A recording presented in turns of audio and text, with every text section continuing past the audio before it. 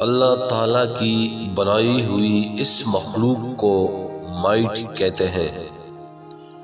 یہ بہت ہی چھوٹے سائز میں ہوتا ہے، مگر اس وقت اس کو خوربین کے ذریعے بڑا کر کے دکھایا گیا ہے۔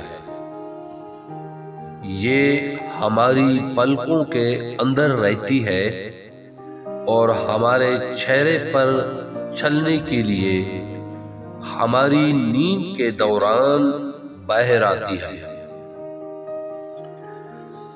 اس کے نر اور مادہ دونوں مل کر ہمارے چہرے پر جرگ کرتے ہیں اور مادہ ہمارے پلکوں کے ہر بال کے اندر 20 سے 24 انڈے دیتی ہے۔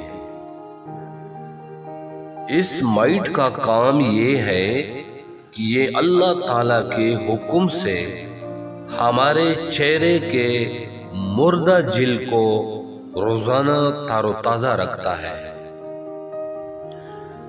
جو کہ ہمارے سوتے ہوئے یہ مائٹ ہمارے چہرے پر قدرتی کاسمیٹک کا کام سر انجام دیتی ہے۔